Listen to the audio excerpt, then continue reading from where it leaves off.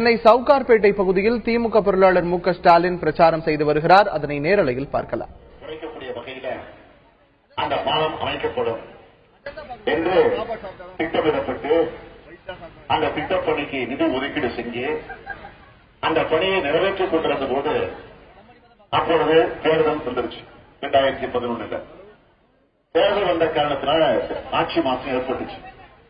அதிமுக ஆட்சி ஜெயலலிதா தலைமையில வந்துருச்சு. ஆட்சிக்கு வந்ததற்கு பிறகு அந்த பணியை வேகப்படுத்தி விரைவுபடுத்தி அதை செஞ்சு முடிச்சிருக்கணும்.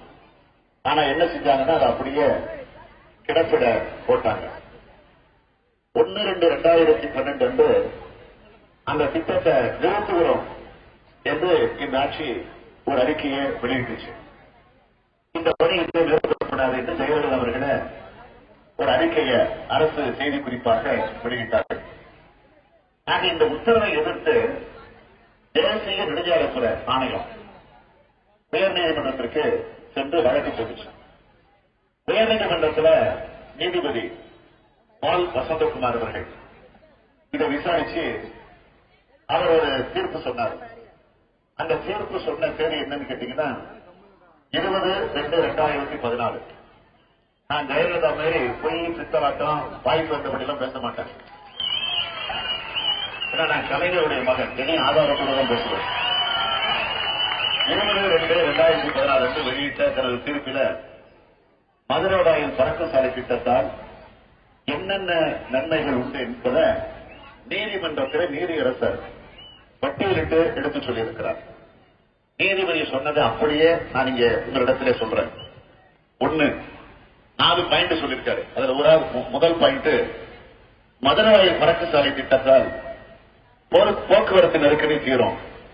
இதனால் பள்ளி குழந்தைகள் கல்லூரி மாணவருக்கு வசதியாக இருக்கும்.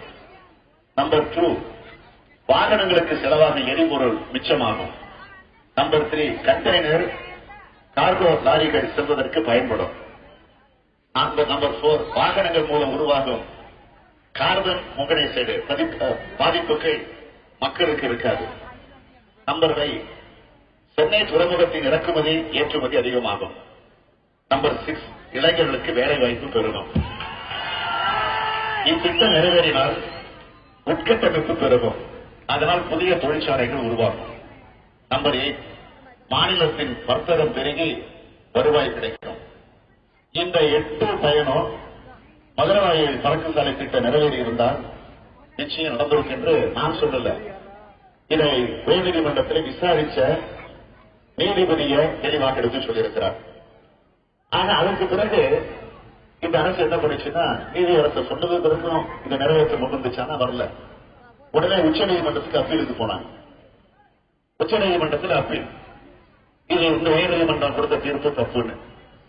எப்படி ஜெயலலிதா தனி நீதிமன்றம் கொடுத்த தீர்ப்பை தப்புன்னு சொல்லி இன்னைக்கு உச்சநீதிமன்றத்துக்கு அவங்க கேஸுக்கு போயிருக்காங்கல்ல, 4 வருஷம் ஜெயிலு, 100 கோடி ரூபாய் ஃபைனு. யாரு? ஜெயலலிதாவுக்கு, முதலமைச்சருக்கு. பதவியே போச்சு. அதுக்கு பிறகு உயர்நீதிமன்றம் அந்த விடுதலையை அவங்களுக்கு கொடுத்துச்சு. அந்த அம்மையார் விடுதலையை பெற்றாங்க நான் சொல்ல மாட்டேன், விடுதலையை வாங்கினாங்க. அதான் அதுல முக்கியம். ஆனா அதுக்கு பிறகு இப்ப கட்டி தலைக்கு மேல தொங்கிக்கிட்டு இருக்கு. 19ஆம் தேதி நீங்க தரக்கூடிய தீர்ப்பு ஒண்ணு, அதுக்கு பிறகு உச்ச நீதிமன்றம் ஒரு தீர்ப்பு தரப்போகுது. அது என்ன தீர்ப்புன்னு இப்பவே மக்களுக்கு செய்திகள் வர ஆரம்பிச்சிருச்சு.